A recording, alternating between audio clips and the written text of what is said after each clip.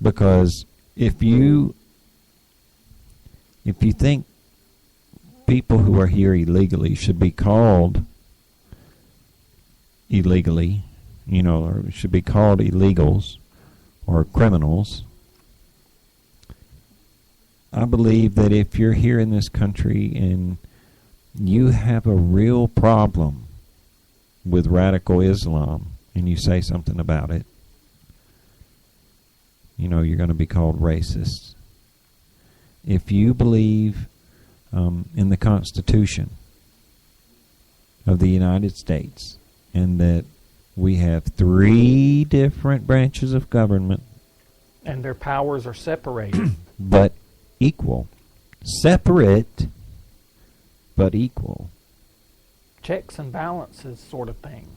If you believe in that, if you believe that the First Amendment applies to unpopular speech as well as popular speech, that sort of makes you a racist too. Yeah. If you believe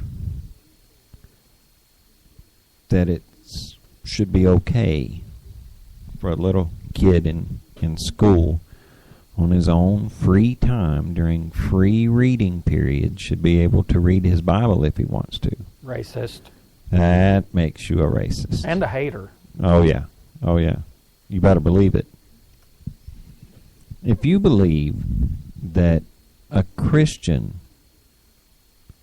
that tells his own Christian beliefs in public should be strung up, but a Muslim shouting Allahu Akbar as he's trying to behead someone shouldn't be strung up. You might be a progressive. Yeah. You're going to fit right in. If you would call someone shouting Allahu Akbar and running into a crowd and randomly just beheading somebody an act of workplace violence versus terrorists, you're probably going to be a progressive, and you're probably going to approve of everything that the Obama camp is doing. You probably don't want to be listening to us any longer because we're going to say bad things about you. Our pastor this last Sunday, in his sermon, one of the verses that he was reading is about beware of those that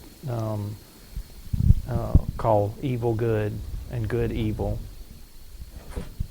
And hey, folks, we're there. Killing unborn babies by the millions. Society tells us right now that's a good thing. Oh yeah, it's courageous. Now, it's courageous for a woman to admit. That broad Lena Dunham. Mm-hmm. I read an article this week where she is saying in a book she just wrote that she was raped when she was a freshman in college. She goes on to describe the scene. What it amounted to was little Miss Dunham got herself all drunk and intoxicated and a little bit high. And then did the do with a young college kid that she never once told no. And as a matter of fact, she admitted encouraging him. But she said she was encouraging him because she, upon reflection, she really believes that she was just encouraging him out of a sense of fear that he may turn violent. So she just let him do whatever he wanted to do because she didn't know how he would react if she ever did say no. And when she was telling her friend about it, her friend said, "Oh my gosh, you were raped." Now she's probably going to ruin this young kid's life by calling him a rapist. But see, progressives can do that. They can cry wolf and ruin people's people's lives. Look what they tried to do to Cy Robertson. Just because he answered a direct question, they tried to destroy him. A man that was the CEO over Mozilla lost his job over a 10-year-old donation. A 10-year-old donation. A donation he made to a group a decade ago causes him to lose his job. And it's not like he was, giving money to the Grand Knights of the Ku Klux Klan. He gave money to a pro-life group.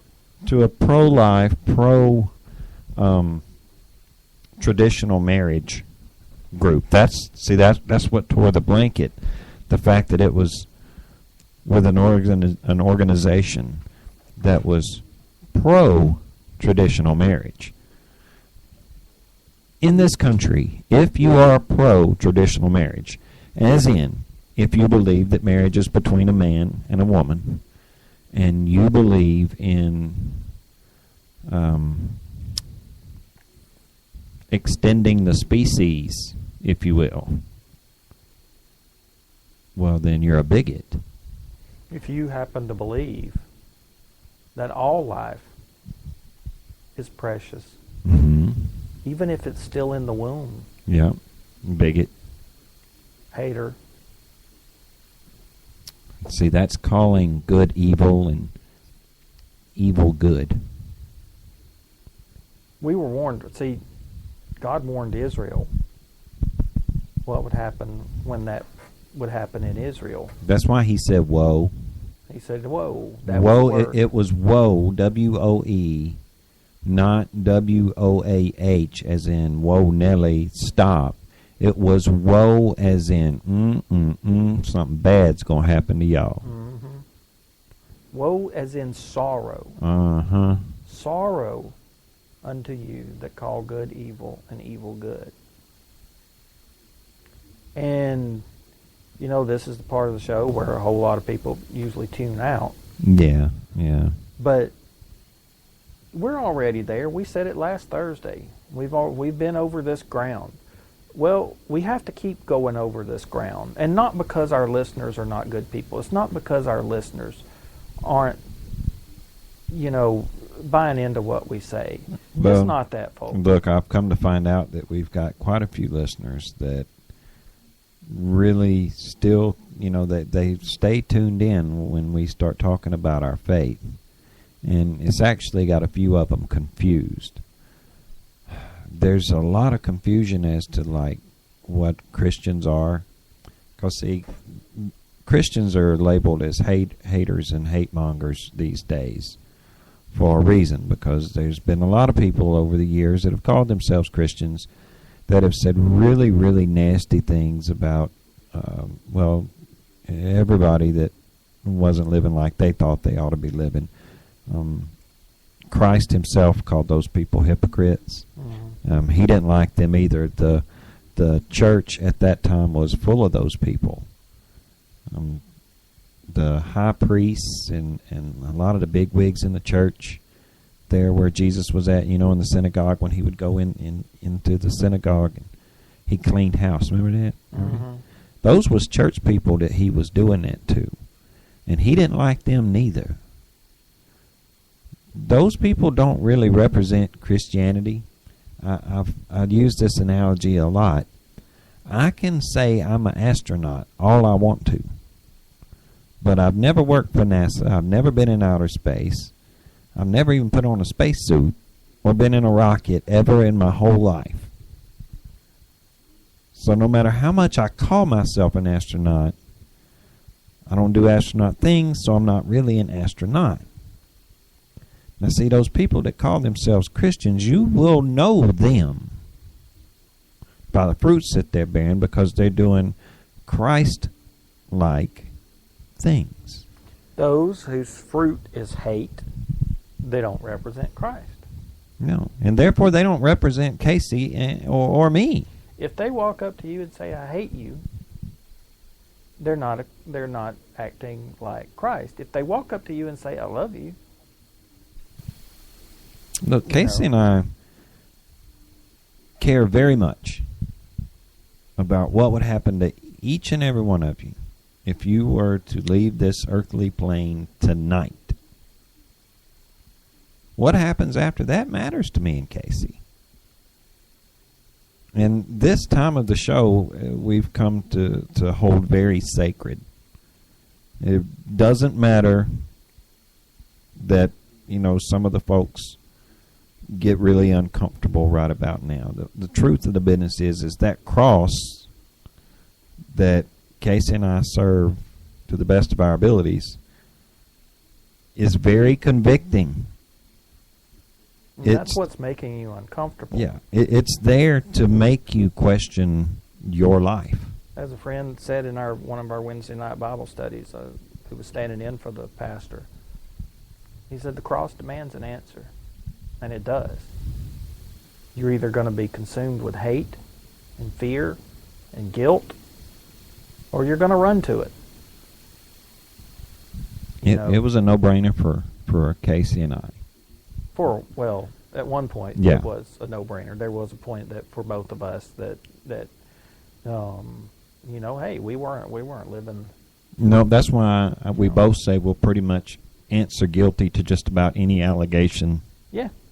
Because we probably did it at one time or another. We were stupid.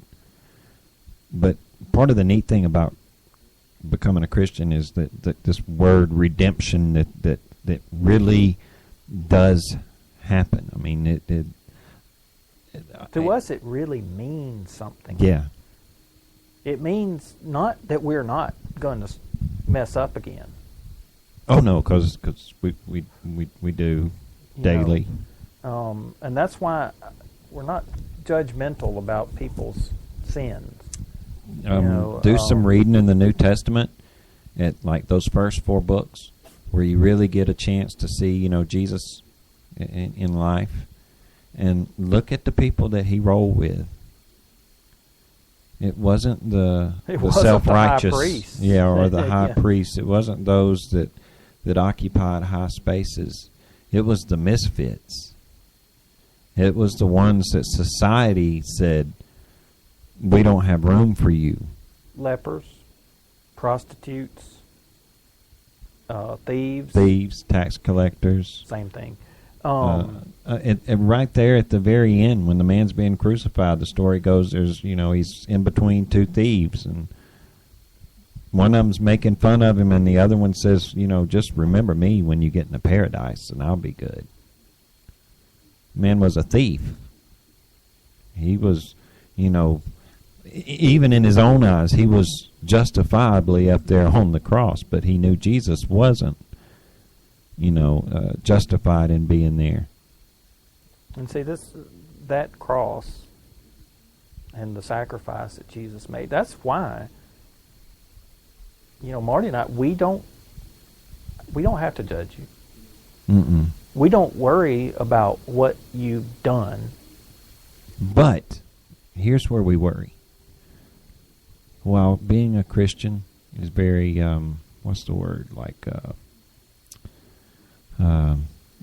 fulfilling, and it makes you feel very free, it does come with responsibility.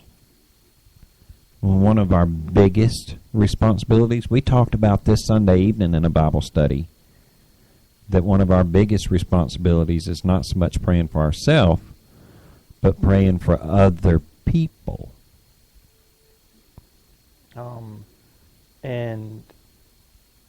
It's a command that we were given as Christians by our King.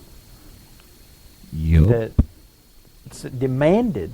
It wasn't I hope y'all will pray for some other people. No. We're commanded. And now here's the really hard part. We're supposed to love those that hate us. Now that line's getting longer and longer. The older I get, the longer that line gets. But we're supposed to pray for those people. Those progressives. Mm-hmm. See, as a Christian, we've